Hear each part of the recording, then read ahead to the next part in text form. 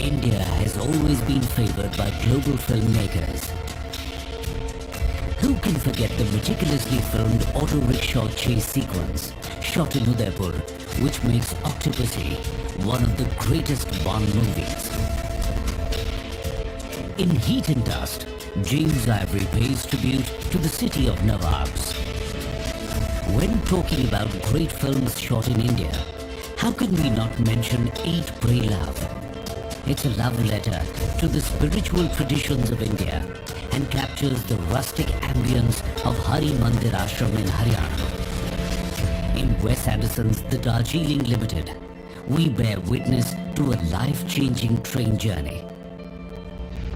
While yesteryear films exposed the world to India's grandeur, newer projects showcase the vibrance of the country.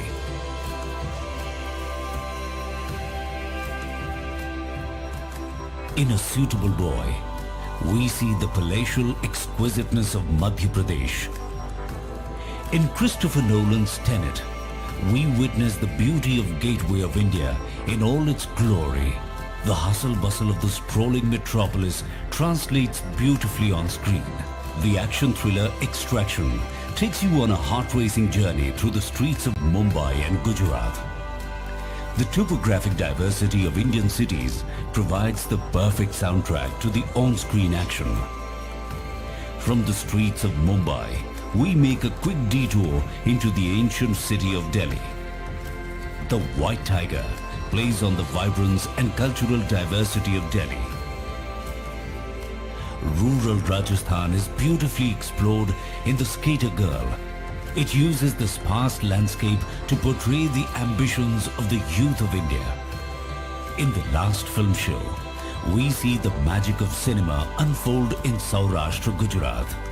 Every stone unturned reveals a story in India. Bask in the culture, breathe in the history, and run your fingers through narratives as old as time. Come, visit these locations and walk through the lanes that inspired the world's greatest storytellers. If you are filming in India or looking to co-produce under one of India's official bilateral co-production treaties, then the new incentives scheme will get you 30% of your production costs reimbursed. Come to India. Come home to your imagination.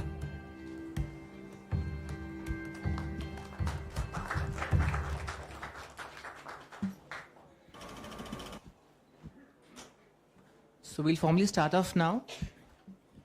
I am Untitled Chapter. I work with the Times of India group. I'll be moderating this session. We're primarily going to talk about, as the tonality of this clip showed us, the topic for discussion primarily is in two layers. The first layer is shooting in India being simplified or accessible for people coming from outside.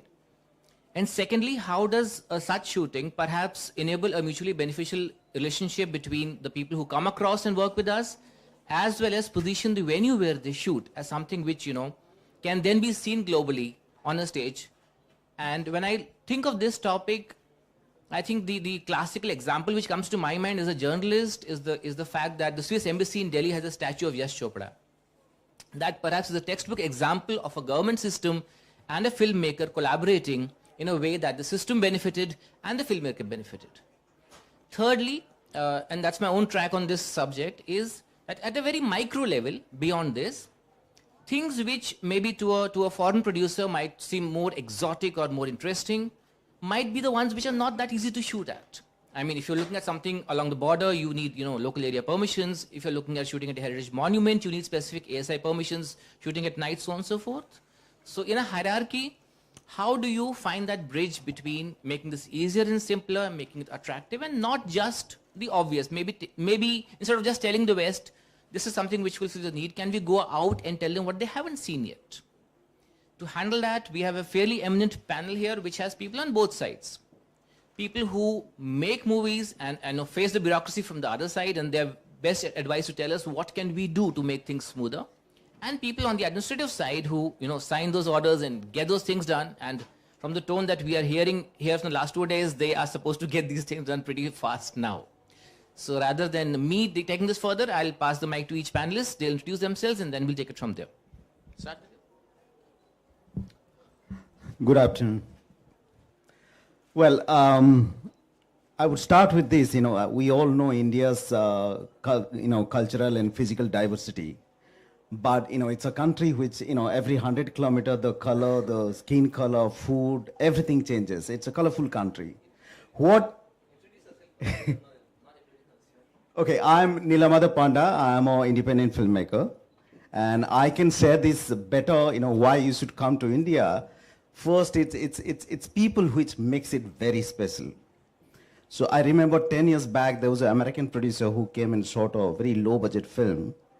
And after 2 days, he fell sick. And he said, what happened? I went and asked him in the room.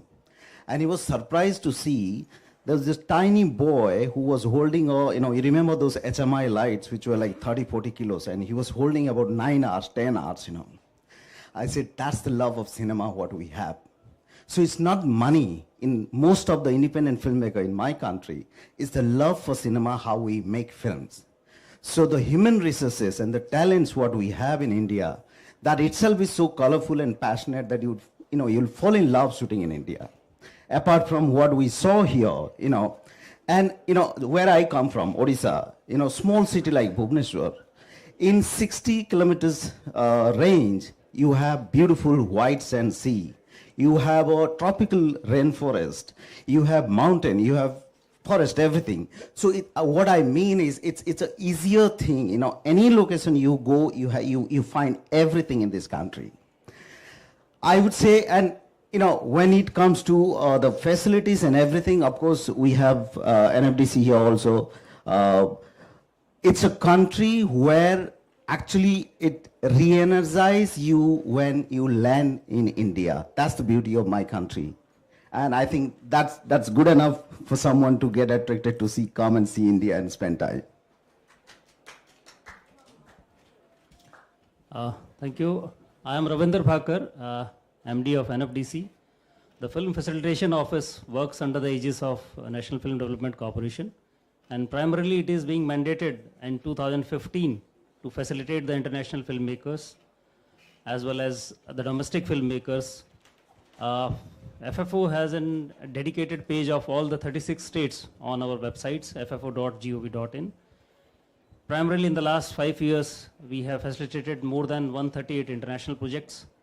And with the announcement of the new incentives, now more and more international filmmakers will be benefited by these incentives, which are pretty lucrative in terms of the kind of budget which has been allocated on an annual basis for these incentives. So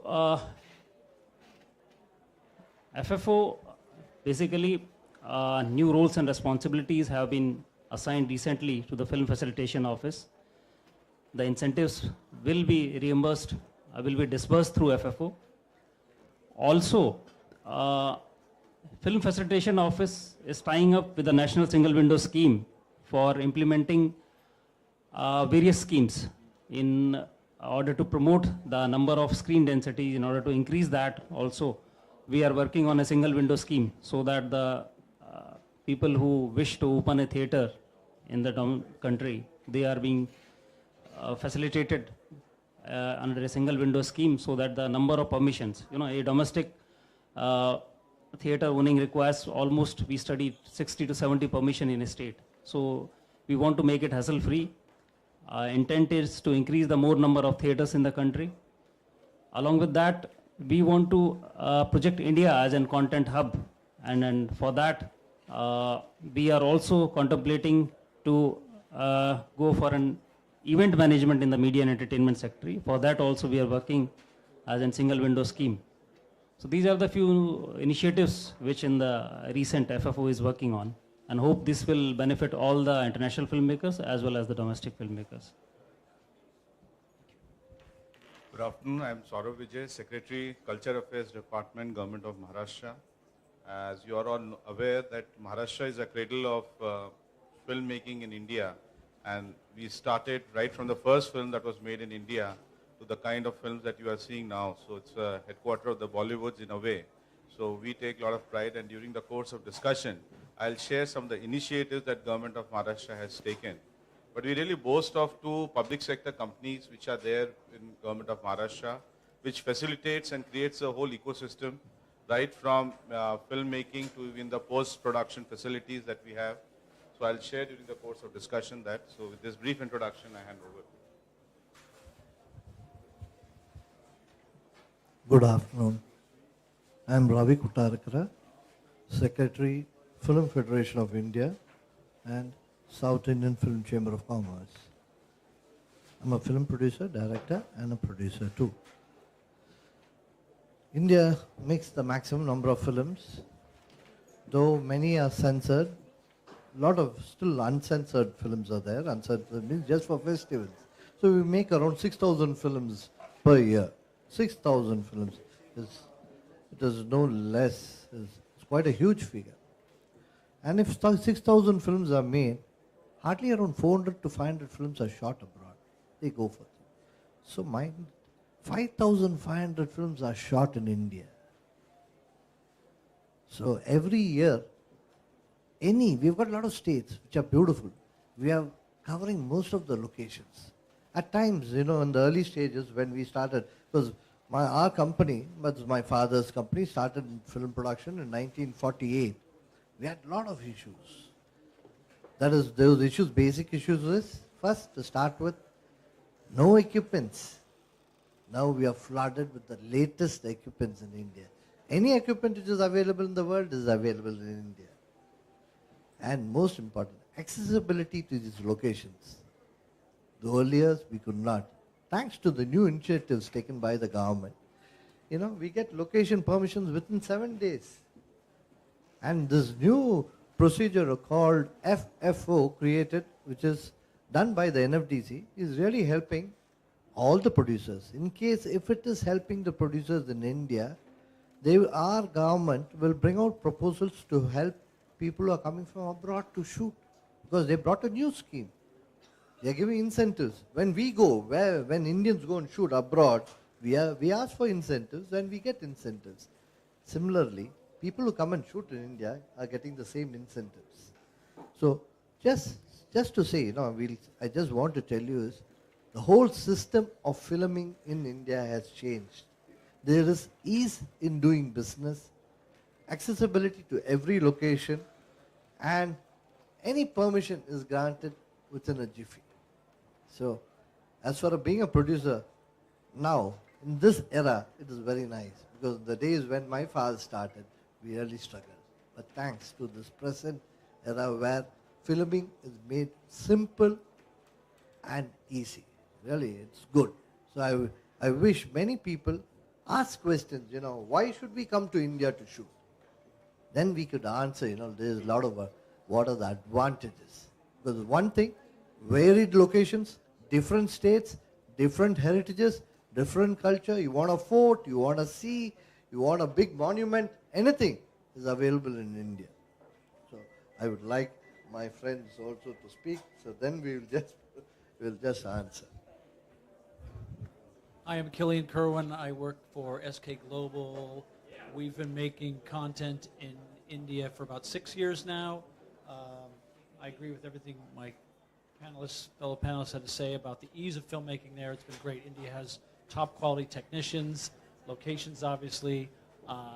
We are not making Western content in India. We're making actual Indian content in India. So we're not there for locations as much as we're there for the stories and the storytellers. I think that you mentioned early on, which is the super important thing for us.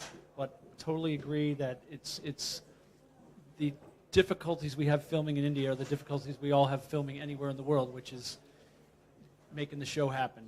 And as I said, the technicians and the facilitators and the government representatives, both locally and nationally, are there to provide support, and it makes it a pleasure to do business there very much. So thank you.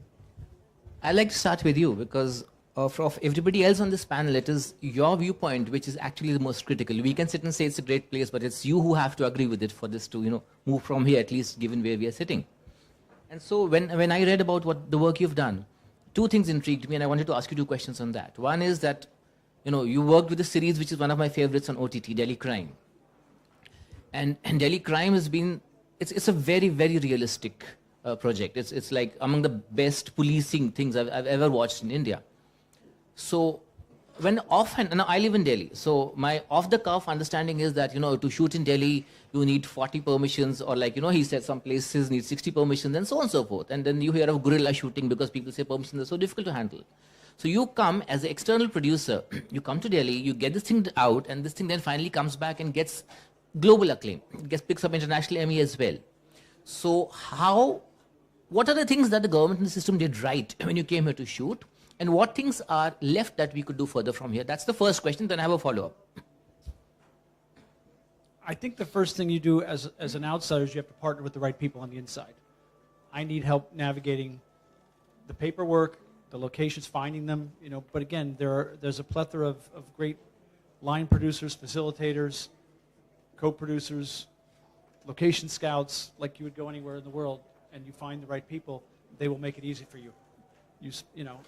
I want that location, or we can't get that, you make the phone calls, people who know people, you get not in any kind of chicaner's way, it's just sometimes you have to knock on a lot of doors to get what you want. We all know that as independent and not so independent filmmakers. And I find it easy. Yes, there's some guerrilla stuff. Could you hold that closer? I think everybody can't hear you. Oh, sorry. Yeah, I remember you talk about guerrilla. In a good way, there are certain things that happen when we were shooting Delhi Crime, for instance, where the AD, we wanted to clear a street. We were doing a thing in one of the markets, and the AD just got his bullhorn out and said, in Hindi, everybody go to the side. And the entire neighborhood moved to the side and got out of the way so we could do our shot. That would never happen in New York City or Los Angeles. People would give you an obscene gesture and probably not only try to spoil your shot, perhaps, to be mean. So I think there's still a fascination with the magic of filmmaking that people are willing to help from the ground up.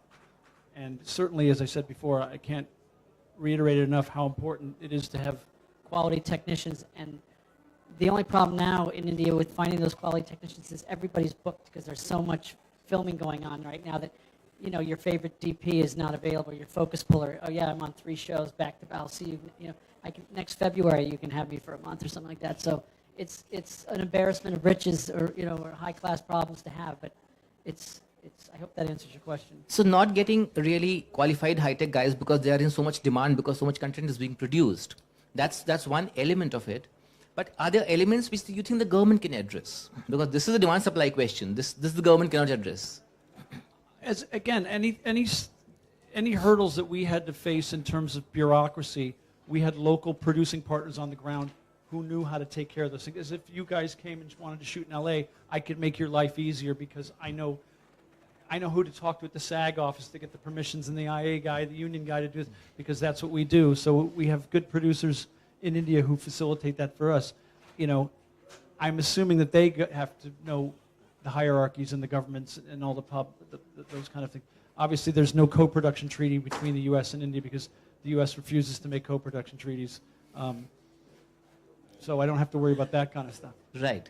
Last question to you, because since you've shot in multiple locations, so as a comparative perspective, let's say you shot a lot in Mexico, I see you handle Latin America.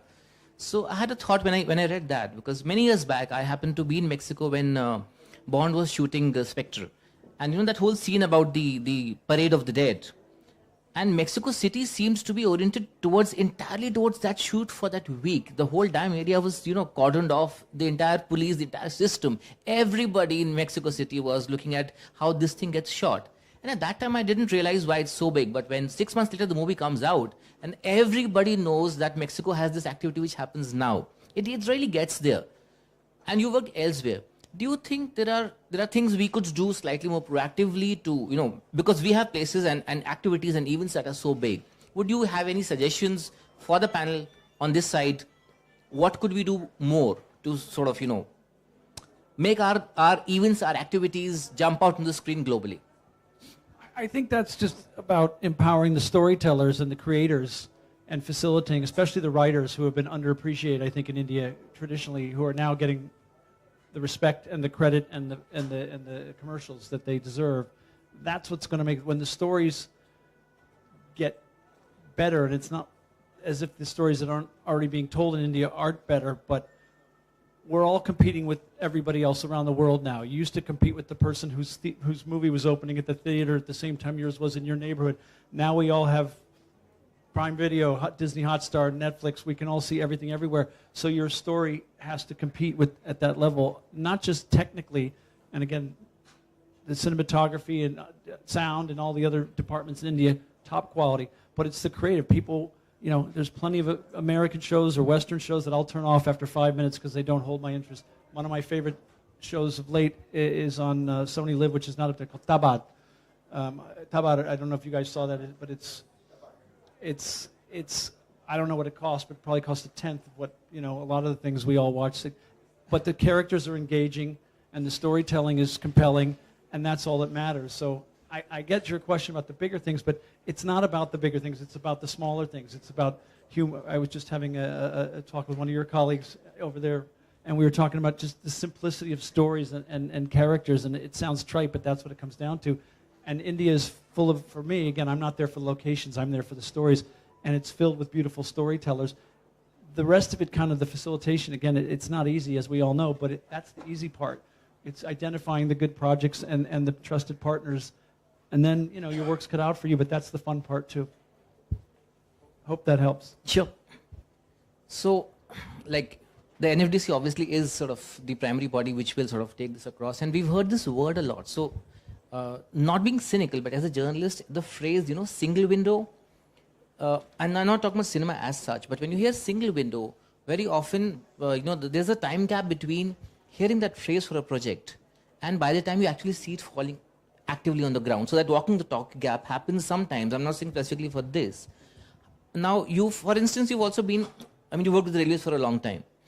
And when I think of the railways, you know, when this topic comes in, location, venue, highlighting. I mean, you go as far back as the 70s, you know, and the first time I remember what this toy train is when I see Rajesh Khanna driving along the train, you know, and singing songs. And that's the first time you realize, oh, there's a train like that somewhere. The railways are a massive potential space for this thing to happen.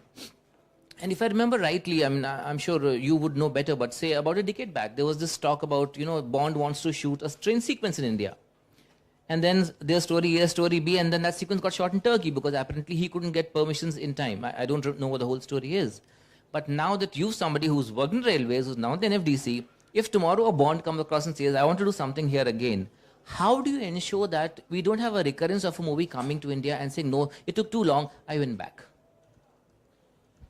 As far as railways is concerned, now the system is very well much in, you know, is order. In fact, the nodal officers are there, the chief public relation officers. I also worked as in Western Railway chief public officers. And within a year, we used to give permission for more than 100 movies. And it hardly took 2 to 3 days. We just go through the script, evaluate, and do the necessary formalities. Dedicated officers was there who used to facilitate them.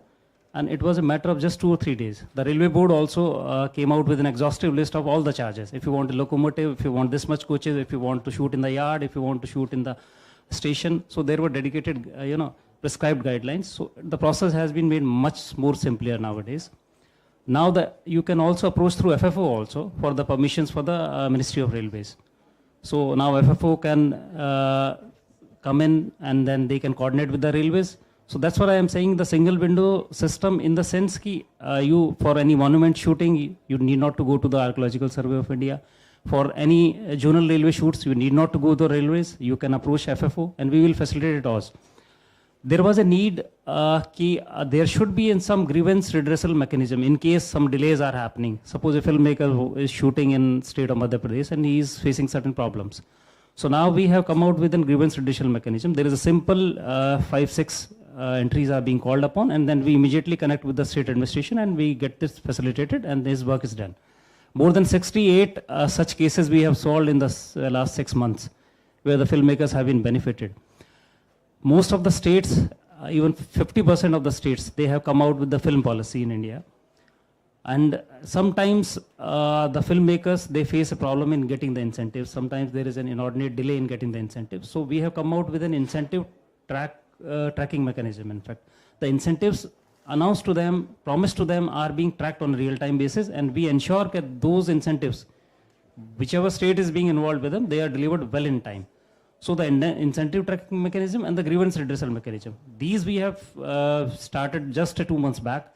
So they are basically to facilitate all the filmmakers so that there is an hassle-free way out for their shoots. So the point he's making now, there's a lot of commentary about, if somebody has an issue with the states, they come to us and sort of we resolve it with them. Now you represent the state which probably produces the most movies, at least in commercial value. Would you educate us on how this works when somebody comes across, they have an issue? Do they come to the state directly? Do they come to the NF? Which way does it work? Have you seen the process happening? How seamless is it? So just to add to it, what my colleague was saying, Government of Maharashtra, our Film City Corporation took the first initiative. There was a pilot which we implemented for the city of Mumbai. And that was, I think, as you know, there are a lot of government agencies which work, line departments, as you was referring.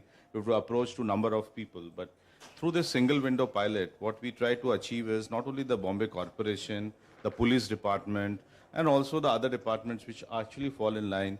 And we found that more than 2,000 applications have been successfully processed in this way. So we found that this pilot was successful. Very recently, Government of Maharashtra decided to extend it across the state. And it requires a bit of capacity building even at the district administration level. So at collector office level, we are now in the process of actually onboarding them to this new portal that we have created. All the locations, the shooting locations which are there, you will find, as he's saying, producer or anybody who wants to shoot in Maharashtra would like to know what are the various locations. And we have very rich locations, be it you call it the natural beauty of the beaches, of the forts, as he's rightly saying, ASI, so we have a state archaeology department. In India we have plethora of all these departments, but to bring them to on a single portal where person just applies, and then we are taking care of it. And the very recent examples where the Film City facilitated the shooting was the Tenet, which was shot, and also the Mujib. Actually, in fact, the entire shooting of that has happened. So our MD Film City has really taken pains to take out the team and sorting out most of the issues. So these are the things which we are really and wanting to populate it, not just the public sector locations. We are inviting the private, if suppose somebody feels he has a good enough, beautiful bungalow along a beach or anything, you can really apply to us, and we really want to see that the portal is a success. And whatever incentives that Government of India is facilitating, Government of Maharashtra has been giving to the film producers, especially to the Marathi filmmakers. But now we are also working on a new policy, which we want again to be rooted to the same single window portal. So it is, again, as my colleague was saying, it's about ease of filming that we are promoting. And that has recently won the award, the single window system created by Maharashtra. So I think, of course, more the expectation, as you are rightly asking, we'll keep interacting with the fraternity. More we'll try to make the portal much better, easier for them, so they need not face any difficulty with regard to finding a right location in Maharashtra. So Neela, you've sort of, you deal a lot with the international film community. Each time I try to contact you, you're traveling to Berlin or, XYZ location and saying, okay, I'm looking for a joint venture, a co-production or whatever. So I'm assuming you're talking a lot to people who are not Indians, who work on stuff with you, but you primarily shoot in India. Every film you've shot has been done in India. So what's your take on the journey from when you started doing this to how things are now? And give me a comment as an outsider to what both the center and the state, so to say, have said right now about this, things being easier and smoother. Yeah, to start with, I'll agree with him. I shot something in 2011, and it was nightmare for good 30 days to get a railway permission. And 2018 I shot in Delhi, and in 7 hours we got the permission from railways. So it is that fast. And moreover, if you see why I said people, why people is important, why human resources are important. We know that India has locations. You know that anything you want to find, India have it, In this journey, again, 2009, I shot something in India Gate, which is like rightly said, 40 permissions you need from Ministry of Defense, Home, everywhere. Now in Delhi, I find it very easy. I shot a short film also in 2019. It was very easy. And more to that, what I feel sitting here in last 3 days, what really excites me, all this my, 2 decades of cinema journey, look, a minister comes here spending 3 to 4 days. With so much of excitement, he's saying that here we are. We wanted to make it, world's biggest, content hub, which is rightly what he said. It's reflecting on every action, every talk. So whoever, all my old friends I'm meeting here, they're excited. They're saying that, oh, India is giving so much of support, we should go. They know India's people, they know location, but this is what was required. That government showing that interest. So tomorrow when you go to India to shoot, earlier when you go for a permission to an officer, they said, okay, I'm doing. But today when they see that center is creating so much of noise outside India also, they all will get conscious. So I don't see any sort of issue with the ASI or anything today to shoot in India. So that really makes, as a filmmaker, it makes me exciting. The second point about the narrative as to how do we consciously then bring shooting locations to venues which then adds to the tourism potential of that space. This is the footnote of this. Do you have a thought on this, Ravi? Do you have a thought on this? Because one is making it simpler, but where do you get them once you simplified it? How do you bring those spots into focus? How do you bring a Switzerland for us in reverse? The first and the most important thing for your question, I should answer only one thing, is exploring new places, because India has got a diversity of locations. One. And what we should do is we should, show those locations and make an album. Because what happens is, what usually happens to most of the people or most of our creators and filmmakers, because being a director and a producer, we have got one perspective of our location. The usual things, locations, what we see are not what we require. Because what we see in a postcard, we say delegate, we see this, the normal locations. We look at few frames. These frames are based on the script, what the director requires.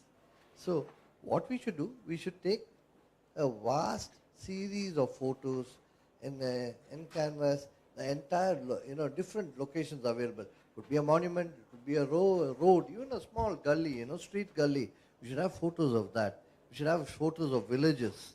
We should have photos of different, in Rajasthan, we've got these small settlements. So you're basically suggesting a Getty iStock quota for, location in India search, and you get those options, yeah? Yeah. And next, to get foreign people to come to India, there's one simple thing is, first of all, we have always been saying the scripting. So what happens is, when foreign producers plan a film, they should have a good script. They should know things are available, and they should come and try to make films in India, because very few films have been made in India. In fact, you think reverse, many Indian films have been shot abroad. Of course, yeah.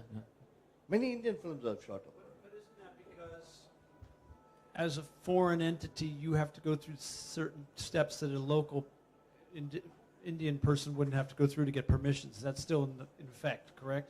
If I come in as an outsider without teaming up with the local producer, I have to go through review of my script, correct, and to get my permissions, as opposed to a local guy doesn't have to do that. I believe that's the case. What you said was 500% true years ago. Years ago, we used to go, and I'm saying same thing what happened 20 years ago is what you're saying. 20 years ago, we used to give a script just to be approved. And this is the same case in any country, because the basic things is we come and shoot in a country and we don't offend the country. That's the basis.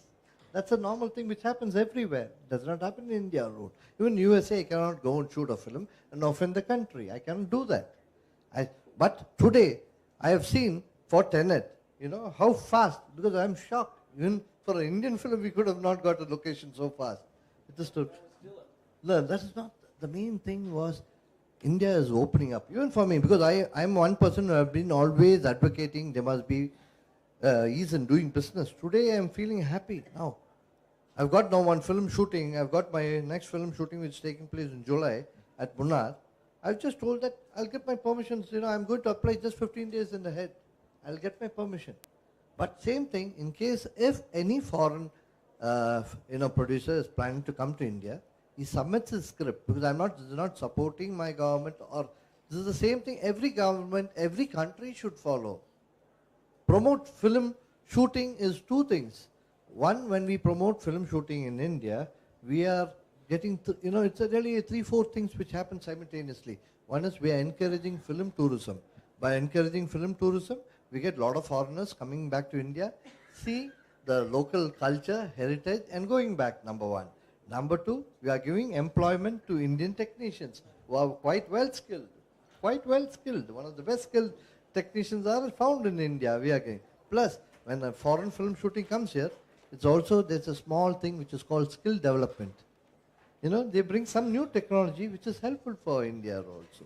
So on the whole, it is a coordination and understanding between foreign film producers and the Indian government which has to take this ahead. That is filming in India. And the only request which we have always been saying to the government, though this is not a platform, but this is a place also to stay, we should have a composite directory of number of technicians available in each state. Today, if they are coming here, today you want some jig operators, I want to shoot at Chandigarh, I want to shoot at Rajasthan, I want some jig, I need some Steadicam people, I need some sound gaffers. I should have an exhaustive list of technicians from each state so I can easily find out. And that should be put on the website so everyone could have access, even the Indian producers from South India, basically I'm from South India, and foreign technicians.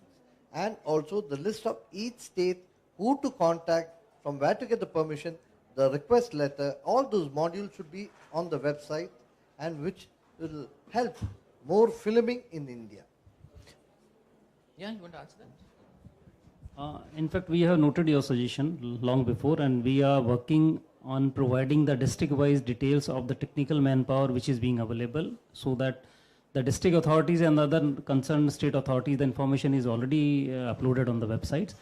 For this thing, we are in the process of working it out, and very soon we will be updating all these lists. So that district-wise, you can get all the details, the kind of stay where they can, that kind of transport agencies available over there, the kind of technical manpower pertaining to the film shoots also.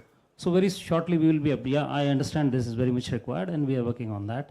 Another thing is, earlier it was felt that the form, the initial form for the permission form is too exhaustive. So recently we have simplified it, and almost 70% of the entries we have done away with. So it has become a very simple form. One can fill within a 10 minutes time, and the application is, it's processed on a fast track. Okay, just one. Yeah. Sir, when we go to US, there are few line producers there. So what happens is, similarly, we request members from our fellow countries to contact our government, and also contact our respective associations there. We have got a list of top line producers. We can help you, and we'll work for you. Work in tandem and get your job done as fast as possible. Ravi, could you get the mic to Jayarajan hasn't sort of, So, So Jayarajan's, resume is sort of pretty intimidating. Like you start reading about, National Award, you start reading about the Crystal Bear Award, you read about the Golden Peacock Award. He has quite a plethora. Extremely, apparently he seems to get award for every film that he makes from what I've been reading. So I'll sum up the structure, what we've been talking about, and it's basically, we will see the whole point being that we're trying to have a dialogue between stakeholders on two sides, the people who make movies and the people who sort of are the people who have the power or the space to make it easier and to streamline. I mean, we have this discussion happening at Cannes over the last couple of days that to make a movie in India, himmat ki zarurat nahi honi chahiye. I mean, you should not be needing to bring in that courage and resilience to go through the bureaucracy. That should be natural, and what you apply entirely should be the creative process. So, at least what I can get as of now, the sense of the house is that there is one comparative between, of course, 30-40 years back when, it was a pain to get cinema out. It was not something which the word industry itself was not applicable, I would assume, at a certain stage, because governments wouldn't look at cinema like today fashion. They still don't count as the industry. Then what I'm hearing right now from say Neela Singh, 10 years back, 8 years back, if I had to go to something, it took me 30 days to get a permission. Today I'm getting it in 7 hours. And then we have been discussing what at the central level, the NDFC is doing and what at the state level, say the state of Maharashtra is doing. So we would like to hear your thoughts on A, has it actually become simpler to shoot in India, generally speaking? And B, the footnote being, because again, I've heard that, now I haven't seen all your movies, but I hear that you sort of put in the location and the spot and the natural beauty of the place is is part of your narrative. So how can we use this model to get in foreign filmmakers to highlight our locations and build a mutually beneficial relationship? Yeah, first of all, sorry for the delay because flight is delayed. That's a very beautiful topic. During the last 25 years, I'm also working in the industry. Actually, we need a single window. We need a single window because especially not for the Indians alone, Indian filmmakers alone, for the foreigners, foreign filmmakers, we need an easy way to solve the situations.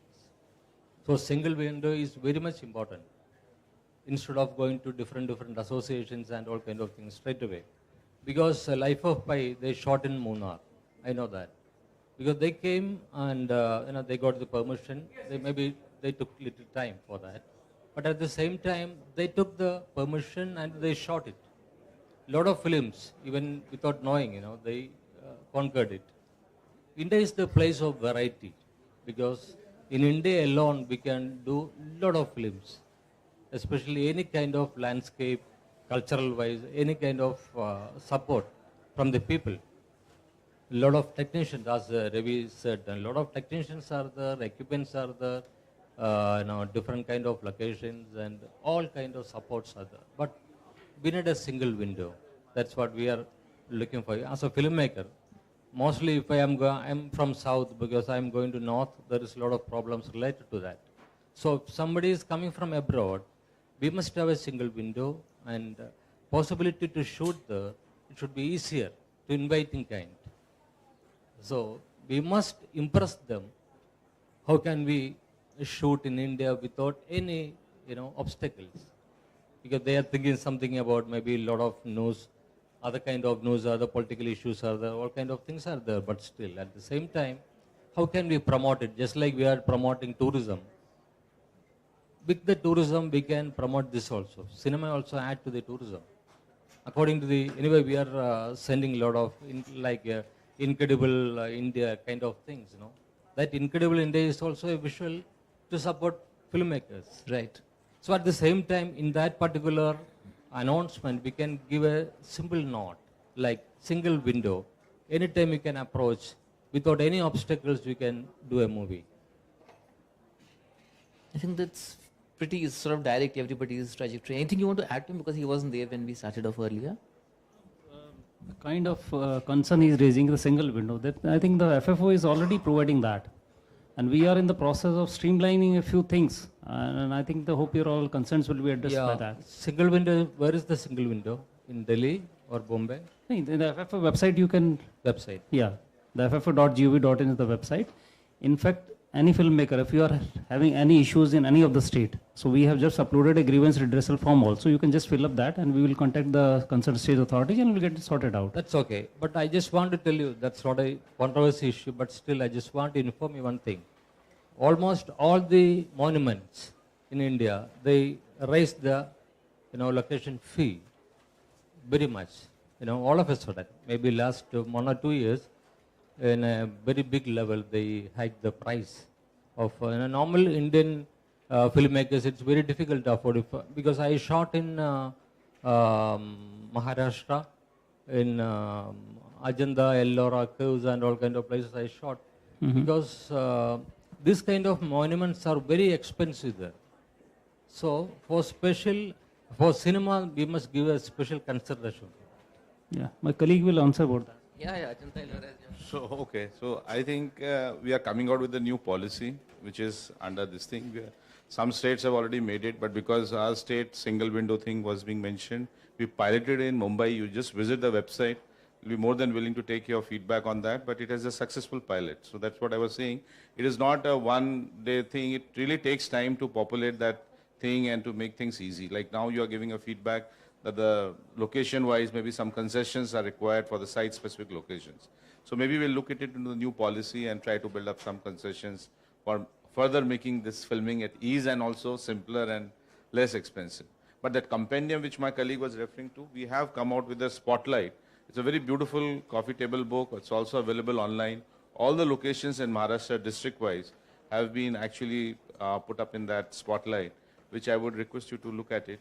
Or Yeah, that's a good So idea. we will because, definitely- we have yeah. splendid thousands of locations in So- different ways. We have to impress foreigners, I think. That's what we need.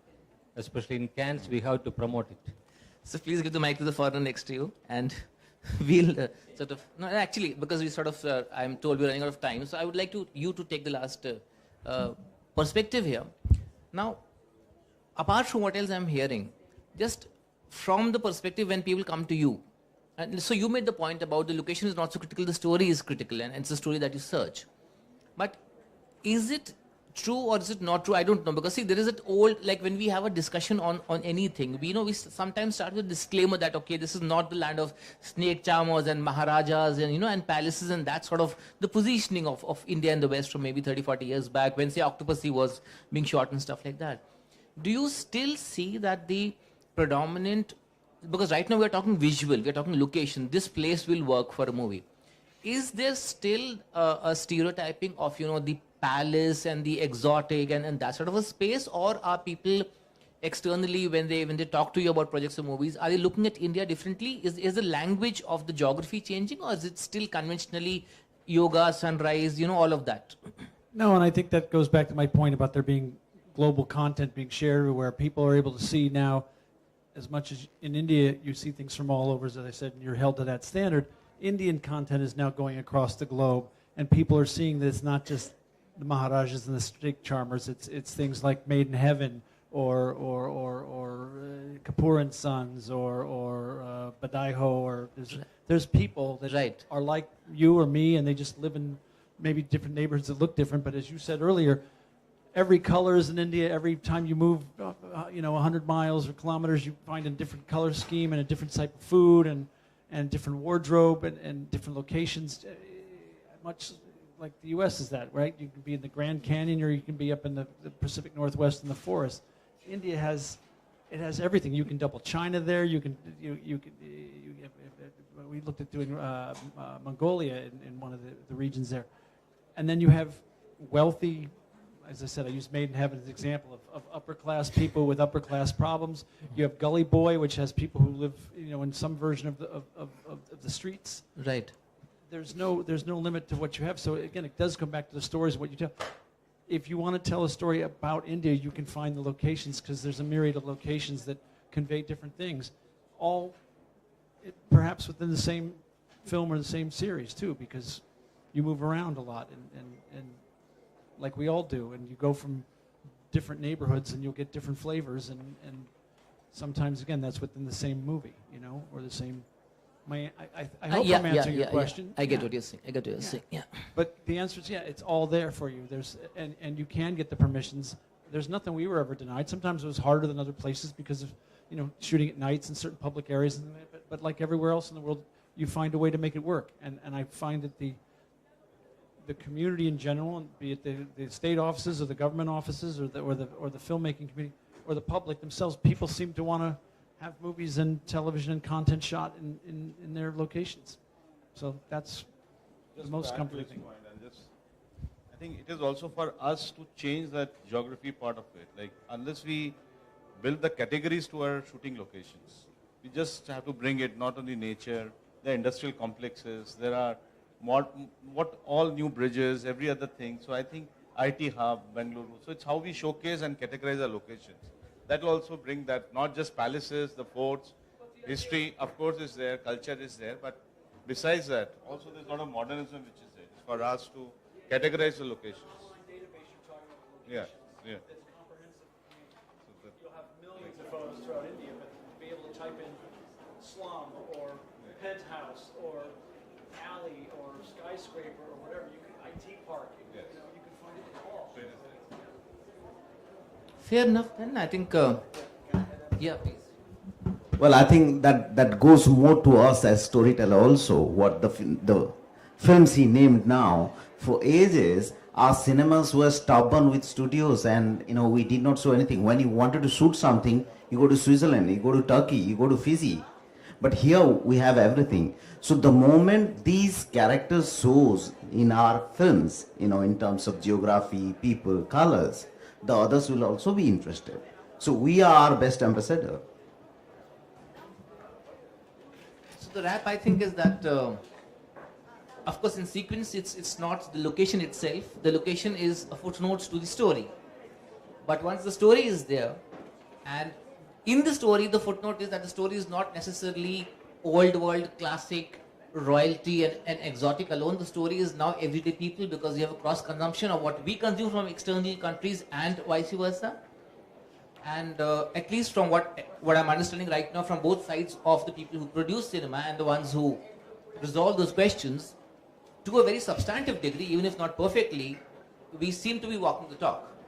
And if it's happening internally within the system, there is no reason it would not resonate as much as when an external player comes in and decides to go ahead with that. So let's hope that, Shekhar Kapoor made a point yesterday saying, about business deals, that if you have a conversation in Cannes, it's not meant to be something that you take seriously. You just talk about it and you go back.